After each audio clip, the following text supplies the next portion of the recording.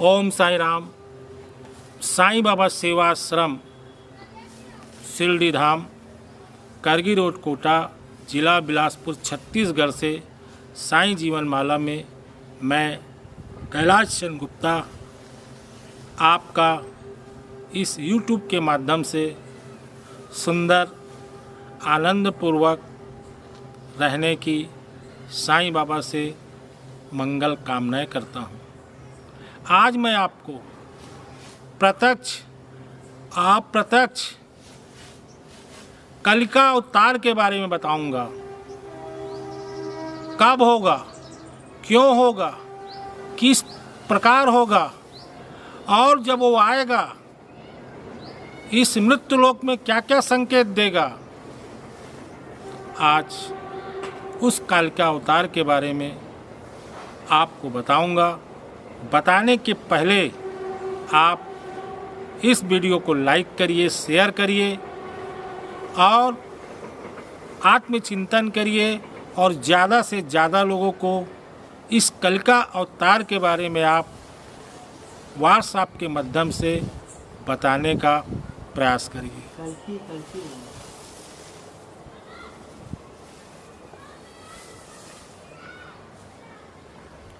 कलिका अवतार क्या है? कल्कि राधा, कल्कि बोलते हैं, कलिका बोलते हैं, कल्कि बोलते हैं।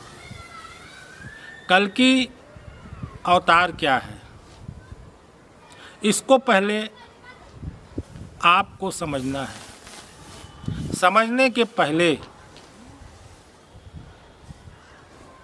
आपको इसका संकेत बताऊंगा। आप इस वीडियो को लाइक करिए, शेयर करिए और ध्यान से पूरी बातों को आप सुनिए।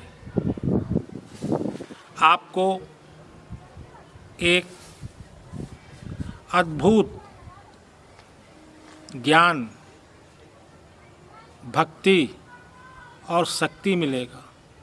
अर्थात इस कलयुग में सतगुरु, भजन, ध्यान ही आपको दान धर्म के साथ मोक्ष प्रदान करेगा। इस कलिका अवतार पर जब महाभारत समाप्त हुआ और भगवान कृष्ण को तो मालूम था कि कलिका अवतार होगा, उसके पहले भगवान गौलोक धाम चल दिए। धाम जाने के बाद आपको कलिका अवतार में क्या क्या संकेत आप देखेंगे वो बता रहा हूँ। बताने के पहले एक परिवार पर दो भाई थे। ये कथा कलिका अवतार से जुड़ी हुई है। एक व्यक्ति पर डिपेंड करता है और कथा सारे लोगों में लागू होगा। तो वह परिवार संपन्नशील था, सरगुण से भरा हुआ था और उसके छोटे भाई की तबीयत खराब हो गई। तबीयत खराब होने पर बड़ा भाई ने बहुत पैसा उसके पीछे खर्च किया। उसकी पत्नी जब देखी कि पैसा पानी की तरह जा रहा है तो उसने कही किसी ऐसे वैद्य को बुलाओ जो 400-500 रुपये ले और ऐसी दवाई दे कि इस दवाई खाने से इसकी मृत्यु की प्राप्ति हो जाए और हमारा जो धन है वह सुरक्षित रहे।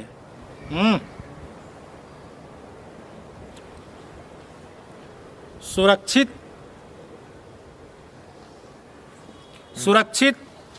रहे। उसने वैद्य के पास गया और वैद्य को 500 रुपये दिया और बताया कि मैं बहुत पैसा भाई के पीछे खर्चा कर दिया हूँ, अब कोई ऐसी दवाई बताओ जो खाए और वो मृत्यु को प्राप्त हो जाए। वैद्य ने 500 रुपये दिया और कोई दवाई दिया आयुर्वेदिक, उसने उसको खिलाया और मृत्यु को प्राप्त हुआ। मृत्यु को प्राप्त होने के बाद इधर जब उसका घर में बच्चा हुआ, अब बच्चा करीब 12-13 साल का हो गया, उसके बाद शादी योग्य हो गया, पढ़ाया लिखाया, तो उस पिता ने और उसकी पत्नी ने बच्चे को ठीक होने के लिए बहुत पैसा खर्चा किया और इतना खर्चा किया कि उस घर में धन नाम की चीज़ खत्म हो गई। तब वही छोटा भाई अपने भाई को बोलता है कि मैं तेरा पुत्र नहीं हूँ, मैं वही तेरा भाई हूँ जो आज तेरे से मैं हिसाब किताब लिया हूँ और अभी हिसाब किताब बाकी है लकड़ी और कफन की लकड़ी का। ये कलयुग का प्रभाव है। राजा परीक्षित सोने की मुकुट पहना था, उसमें कलयुग प्रवेश कर लिया था। उसने पूरे राजपाट में इतला करवा दिया था। कलयुग कहाँ कहाँ वास करेगा?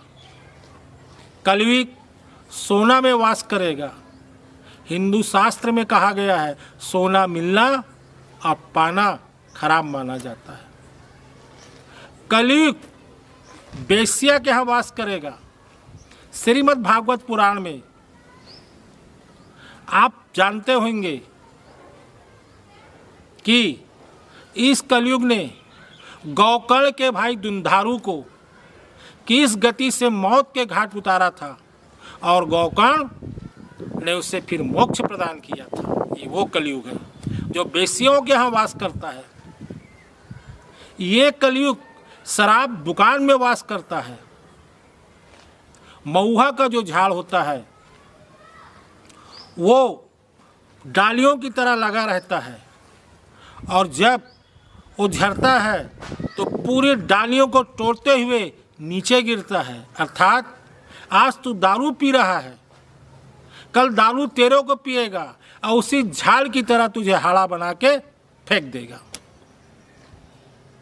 जुआ में इसी कलयुग ने जुआ में राजपाट को नाश कराया और वही कलयुग 5000 वर्ष के बाद जब कलयुग शुरुआत किया तो अपना प्रभाव दिखाएगा। धर्मराज जब 45 साल हस्तिनापुर में राज करने के बाद मालूम पड़ा कि कलयुग प्रवेश करने वाला है, वो धर्मात्मा था और आज दुनिया की जो जनता है वो सब चीज़ों को किनारे फेंक रहा है। कुछ नहीं होता, कुछ नहीं होता। अब देख रहा है सामने में, आदेश को नहीं समझ रहे हैं। एक व्यक्ति सही मार्ग में चल रहा है और उसके पीछे कोई गाड़ी ठक्कर मार दिया, ठोकर मार दिया, स्पॉट में मर गया। अर्थात उसको किसने मारा है? क्या वो गाड़ी वाले ने मारा है? वो तो अपने सही तरीके से चल रहा था, उसका आदेश आया कि इसको ठोक दो, तो उसको माध्यम बनाया और उसको ठोक दिया, निकल पड़ा। ये वो कलयुग है। और कलयुग ने जाते जाते अर्जुन, भीम, नकुल, सहदेव को भी अपना प्रभाव दिखाया। जब निकले वनगमन पर राज्य को राजा परीक्षित को दिए, राज्य को राजा परीक्षित को दिए तो द्रौपदी को पानी प्यास लगा। कलयुग का प्रभाव देखिए कि उस जंगल में कहीं सरोवर नहीं, तो एक कलयुग ने माया रूपी बगीचा बनाया और उस बगीचे में देखा बहुत सा अमरूद सेब का फल लगा हुआ है, मगर वहां कोई माली नहीं है। धर्मराज ने भीम को भेजा और एक स्वर्ण मुद्रा रख के उस फल को तोड़ा। कलयुग ने कहा तुमने मेरा ऐसे ऐसा किया, बहुत लंबा प्रसंग है। तो कलयुग ने धर्म की आस्था को देखकर अपना साक्षात प्रकट रूप दिया कि मैं कलयुग हूँ। जाते जाते आपको अपना ड्रामा दिखा रहा हूँ। ये कलयुग है। वही कलयुग जब राजा परीक्षित राज्य में बैठा और राजा परीक्षित जब सोने की मुकुट में जंगल को गया, पानी प्यास लगा, मुनि के आश्रम में पहुंचा। मुनि अपने ध्यान में व्यस्त थे। सिंगी ऋषि तो देखा कि एक मुनि मुझे पानी नहीं दे रहा है। विनाश काले विपरीत बुद्धि, कलयुग का संसार में आगमन हो गया है। तो वो राजा परीक्षित एक घोड़ा करार तक्षक सर्प को उठाया और उसके गले में डाल दिया और अपने राजमहल की ओर चल पड़ा। जब ऋषि पुत्र वहां पहुंचा, देखा अपने पिता का हाल, एक मरा हुआ सर्प, तो उसने श्राप दिया कि जिसने भी ऐसा कृत्य किया है आज के 7वें दिन यही तक्षक उसका काल बनेगा। और राजा परीक्षित जब राजमहल में पहुंचा,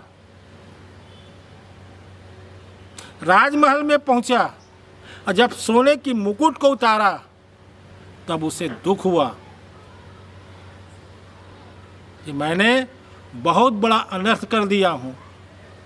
क्योंकि कलयुग राजा परीक्षित के राज में जब प्रवेश किया तो 4 स्थान मांगा था, जो आपको पूर्व में बताया हूं।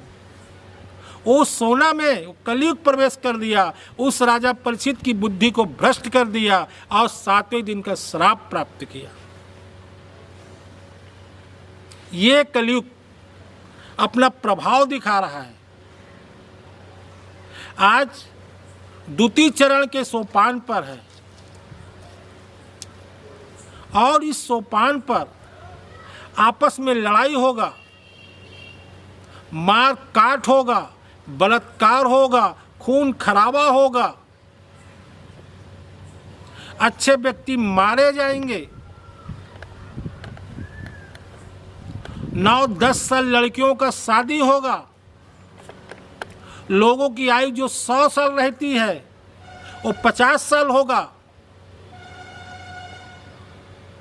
तब इस अधर्म रूपी दैत्य को मारने के लिए भगवान का 24वां अवतार कलिका नाम का उड़ीसा प्रांत में होगा।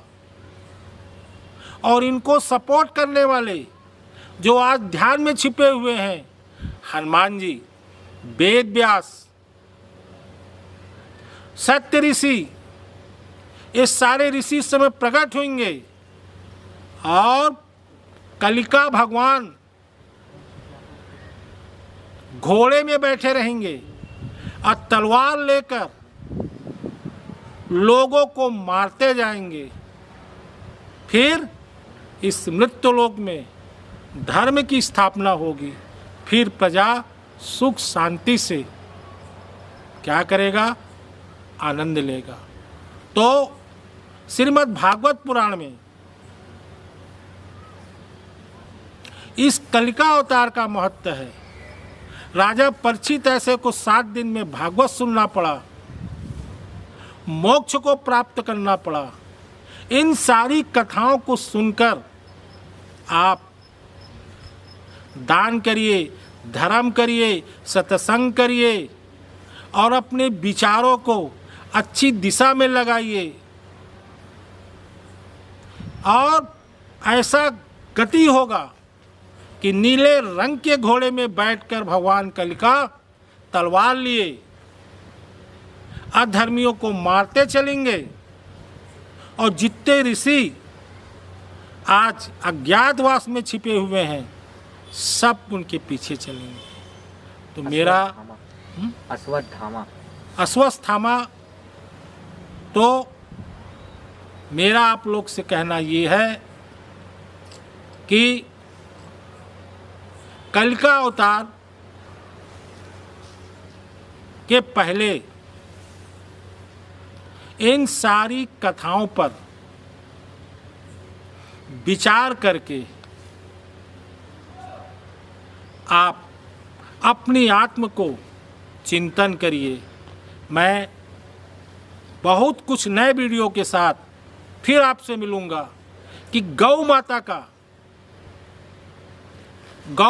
का परिक्रमा कैसे करते हैं, पूंछी से गौ माता का संकल्प क्यों किया जाता है, क्या कारण है, क्या गौ माता को श्राप मिला था। आने वाले वीडियो में बहुत सी बातों को लेकर आपके पास आऊँगा। आशा है, विश्वास है, इसको आप अपने घर में, परिवार में लोगों को शेयर करिए और खुद इसे अगर आप पढ़ेंगे, देखेंगे तो बहुत कुछ प्रभाव आपको प्राप्त होगा। ओम साई राम, ओम साई।